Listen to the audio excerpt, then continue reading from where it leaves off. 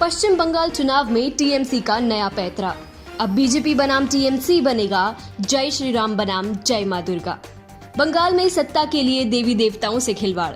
नमस्कार, टीएफआई पर आपका स्वागत है और मैं दीक्षा नेगी आपको बताऊंगी कि कैसे बंगाल में टीएमसी ने सत्ता की लड़ाई अब जय श्री राम बनाम जय मां दुर्गा की बना दी है।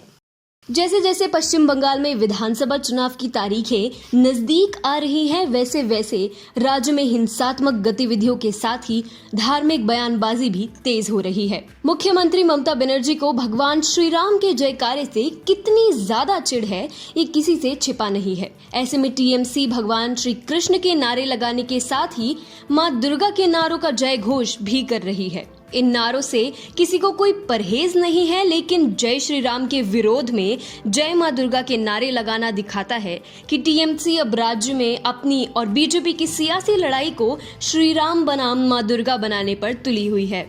याद करिए कि बंगाल में ममता बनर्जी के सामने जय श्री राम के नारे लगाने वाले लोगों को जेल में ठूस दिया गया था। इसी तरह हाल ही में ममता दीदी प्रधानमंत्री नरेंद्र मोदी के कोलकाता वाले कार्यक्रम के दौरान मंच का अपमान केवल इसीलिए कर गई क्योंकि जनता के बीच लोग जय श्री राम के नारे लगा रहे थे। ममता बनर्जी जय श्री राम के नारे के विरोध में हरे कृष्णा हरे हरे का नारा लगाने लगी।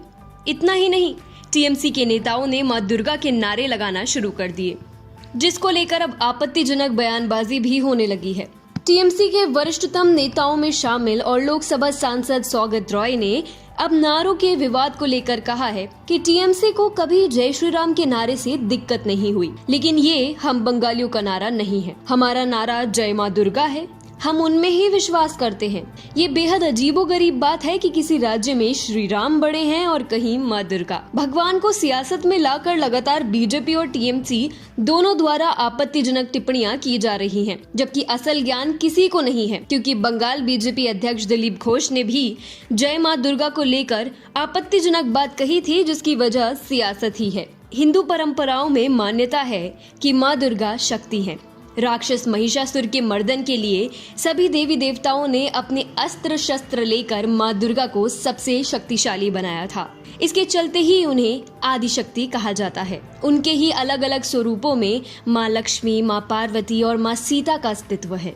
ऐसे में साफ है कि मां दुर्गा का महत्व और शक्ति सर्वोत्तम है और टीएमसी भगवान विष्णु के अवतार श्री राम से उनकी तुलना कर दोनों में से किसी एक को कमतर दिखाने की सियासी चाल खेल रही है, जो कहीं न कहीं हिंदू देवी देवताओं के लिए अपमानजनक स्थिति है। मां दुर्गा को सुप्रीम पावर माना जाता है। हिंदू समुदाय उन्हें आदि शक्ति मां जगत जननी के विशेषणों से पुकारते हैं। हिंदू समुदाय उन्हें आदि शक्ति मां जगत जननी के विशेषणों से पुकारता है, जबकि भगवान श्री राम भगवान विष्णु के अवतार हैं। ऐसे में दोनों देवी देवताओं की तुलना करना कहाँ तक उचित है? यद्यपि ये तुलना उचित नहीं है, इसके बावजूद मां दुर्गा और श्री राम को बंगाल की सियासत में एक मुद्दा बनाया जा रहा है। ये बात समझ से परे है कि जब बीजेपी को टीएमसी द्वारा लगाए जाने वाले भगवान श्री कृष्ण और मां दुर्गा के किसी नारे से आपत्ति नहीं है, तो फिर ममता बनर्जी को श्री राम से क्या दिक्कत है? संकेत साफ है कि ममता बनर्जी की पार्टी टीएमसी हरे कृष्णा हरे हरे और मां दुर्गा के जयकारे किसी श्रद्धा से नहीं लगा रही है, बल्कि बीजेपी के जय श्री राम के नारे के विरोध में लगा रही है, जो कि पूर्णतः आपत्तिजनक है, क्योंकि इससे ममता न केवल देवी देवताओं को राजनीति के घिनौने दलदल में खींच रही है, बल्कि बंगाल की बहुसंख्यक आबादी का तुष्टीकरण करने की कोशिश भी कर रही है।